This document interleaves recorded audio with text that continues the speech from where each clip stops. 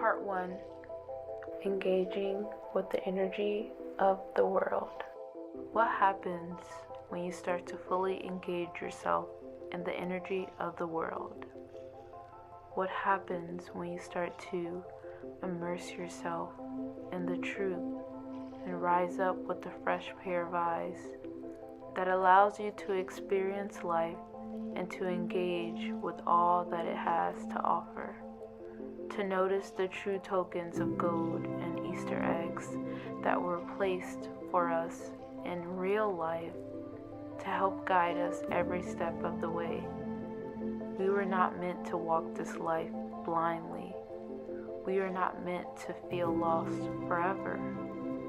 How can one feel lost when all the clues are within us?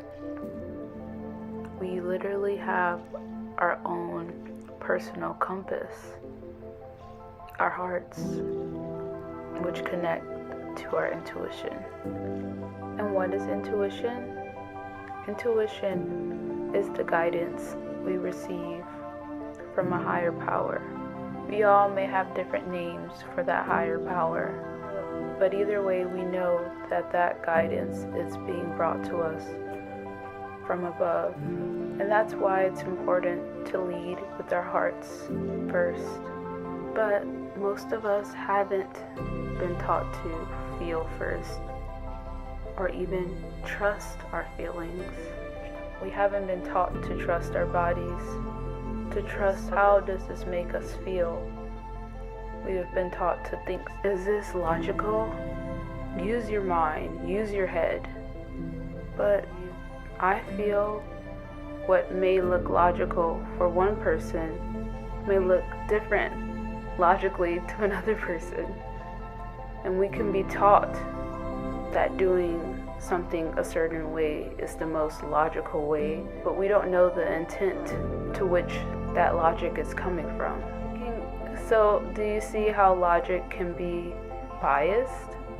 The point of this is that's why it can be inauthentic to lead with our mind first and our hearts last, because our minds are fed with the things that we have been taught or things that people have put there, most being very untrue to ourselves. But our hearts never lie, because our hearts knows what's best for us.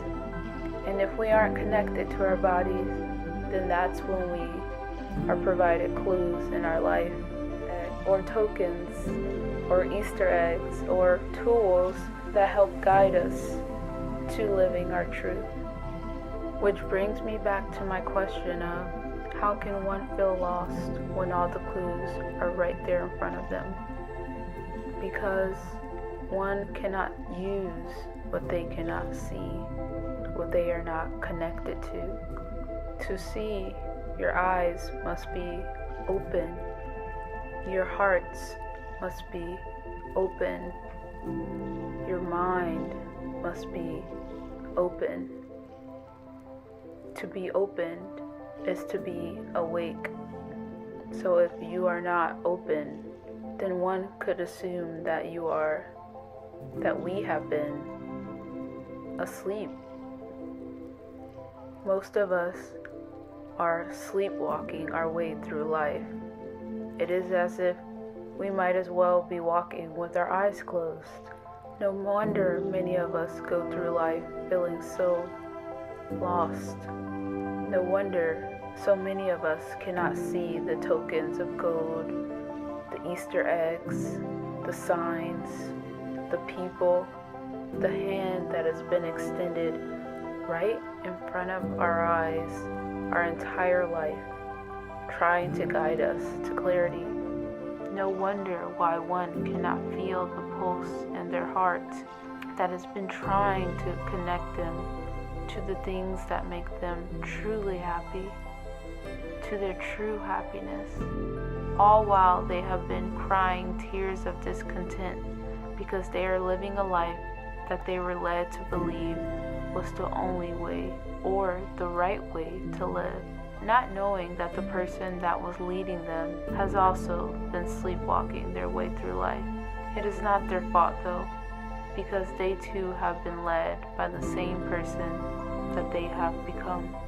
True happiness comes when you finally decide to listen to that thumping in your chest and connect to that feeling of knowing that there is more to life than what you have been told to believe. Do you want to be like the person you have been listening to? Most importantly, do you want to feel like the person you have been listening to? Which is tricky, because most of the time we will never know if someone is truly happy, like deep down inside, despite how they look or how much money they have or what they tell you. But there is one teller. People who are truly happy don't need to force, convince, judge, or look down on other people who are not living the life that they believe to be the right way to live. Because people who are genuinely happy know that there is no one size fits all right way to live. Because we are all on different paths, and we are here to fulfill different purposes. And they only know that not because they are better than anyone. They know that because they too used to have the same outlook on life. But it made them so unhappy for so long. And then one day, on a day that they were so tired of being unhappy, they randomly met a person at the grocery store, or randomly got recommended a YouTube video, or read a book, or discovered astrology, or got exposed to a different environment that provided them that Easter egg. And after being so tired and needing all the hope that they can get, they finally took it. And in that moment, they chose to wake up.